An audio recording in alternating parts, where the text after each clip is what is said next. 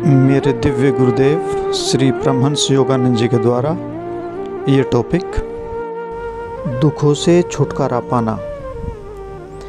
भारत के ऋषियों, उनके महान संतों ने धर्म को एक विज्ञान माना है जिसका अभ्यास मानवीय दुखों के बंधनों को काटता है तथा चेतना को ईश्वर के ब्रह्मांडीय आनंद के साथ जिसकी छवि में हम बने हैं उसको पुनः मिलाता है। तथापि बहुत लोग झिझकते हैं और कहते हैं, अरे मैं आध्यात्मिकता के लिए तैयार नहीं हूँ। यह सबसे बड़ा झूठ है जिसे कोई बोल सकता है। क्योंकि आत्मा एक गोल खूंटी के समान है जो माया के चौकोर खांचे में ठीक नहीं बैठती।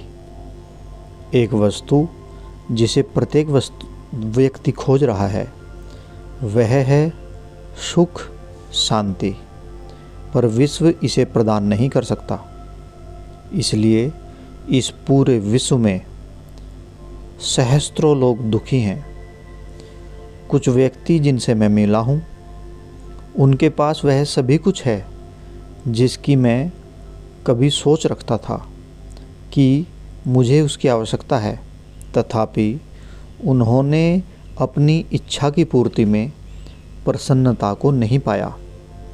मैंने सर्वप्रथम ईश्वर को खोजा और पाया कि उनका आनंद सर्व संतुष्टिदायक, नित्य नवीन, किसी भी प्रलोभन से अधिक प्रलोभनकारी है। क्योंकि प्रत्येक व्यक्ति की अंतिम इच्छा प्रसन्न होने तथा दूसरों को प्रसन्न करने में आनंद पाने की है, तथा क्योंकि ईश्वर ही सभी आनंदों के स्रोत हैं, इसलिए ऐसा कोई उपाय है ही नहीं कि उनकी उपेक्षा की जाए, उनको दरकिनार किया जाए। और आप ऐसा करें तो भी क्यों करें? अन्य सभी आपको झूठ और झूठे वचनों से धोखा देंगे। एकमात्र ईश्वर ही आपको सच्चा एवं चिरस्थायी आनंद प्रदान कर सकते हैं। जीवन के प्रारंभ में, जीवन के मध्य में और जीवन के अंत में ईश्वर के आनंद की खोज करें, मेहनत करें, क्योंकि एकमात्र वह ही आपको सभी दुखों से सदैव के लिए मुक्त करेगा। यदि आप सोचते हैं कि धन आपको आनंद देगा तो आप अपना समय नष्ट कर रहे हैं। यह ऐसा कभी नहीं करेगा। यदि आप मानवीय प्रेम को खोज रहे हैं तो ईश्वर में आप इससे कई लाख गुना अधिक प्रेम पाएंगे। ईश्वर को पाने का अर्थ है उस प्रत्येक वस्तु को पा लेना जिसके लिए हृदय तड़पता रहता है। और जो कुछ भी आप सोचते हैं कि वह आपकी आवश्यकता है, उसकी आप ईश्वर में पूर्ति होता पाएंगे। आध्यात्मिक होने का अर्थ है स्वास्थ्य, सुख एवं सफलता के द्वारों को खोल देना। इसलिए जीवन के वैज्ञानिक आचरण का अध्ययन वास्तव में महत्वपूर्ण है। दुखों से छुटकारा पाना और ऐसे आनंद को पाना सीखना जिसे कभी भी छीना न जा सके, वास्तव में एकमात्र यही व्यवहारिक ज्ञान है। यदि मैंने ऐसा अध्ययन अपने बचपन से ही न किया होता तो मैंने अपने जीवन को बड़े बुरे प्रकार से असफल कर दिया होता। मनुष्य सीमितताओं की जकड़ में रहता है। वह कैसे जानता है कि अगले क्षण में वह चोट खाने वाला नहीं है अथवा कोई उसके हृदय को विदीर्ण करने को नहीं जा रहा है? कुछ भी हो सकता है। एकमात्र सच्ची सुरक्षा वही है जिसे महापुरुषों ने पाया। ऐसी सुरक्षा को प्राप्त करना और उसे अन्य प्रत्येक मानव को प्रदान करने की अक्षमता रखना ही केवल वास्तविक मुक्ति और उच्चतम ज्ञान है। धर्म उपदेशों का युग बीत गया है। यह तर्क का युग है। आपको प्रत्येक अनुभव का बौद्धिक विवेक के साथ सामना करना है।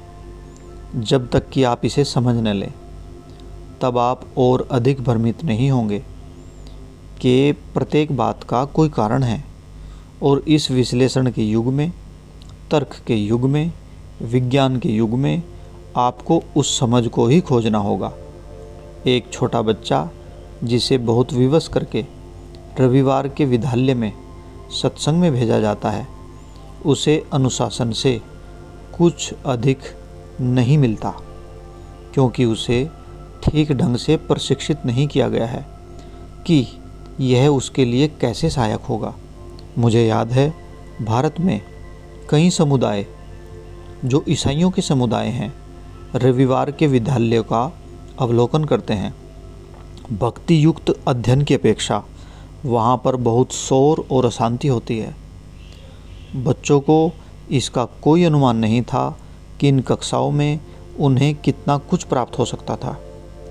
आधुनिक धर्म ने स्वयं को जीवन से अलग कर लिया है।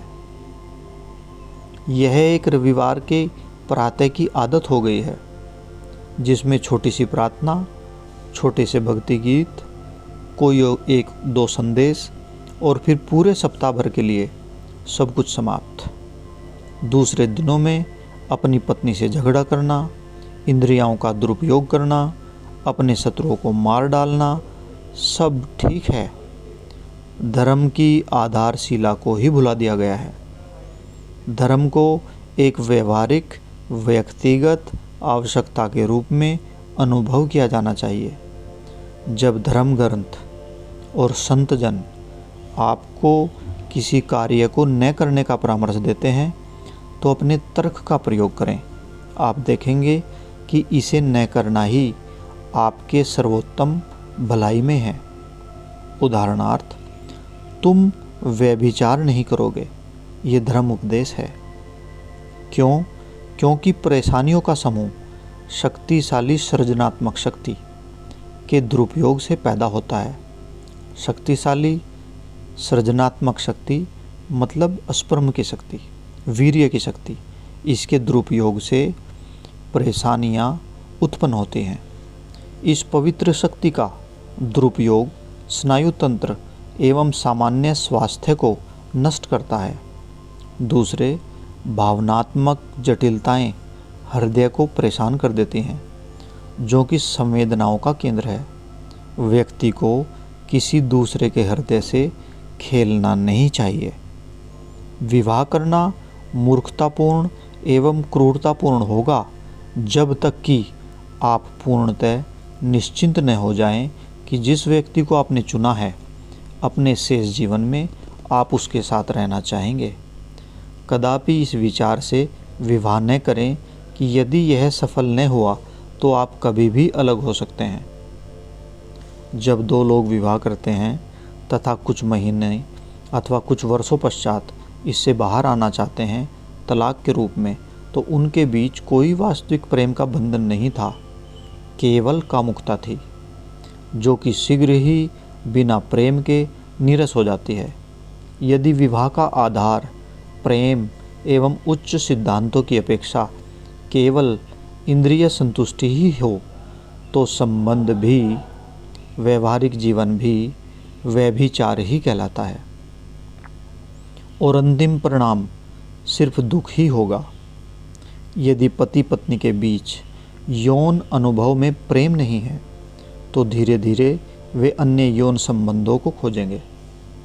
ऐसी भूलों को विवाह से पूर्व विवेक का प्रयोग करके दूर किया जा सकता है और दूर करना चाहिए। जय गुरु जी।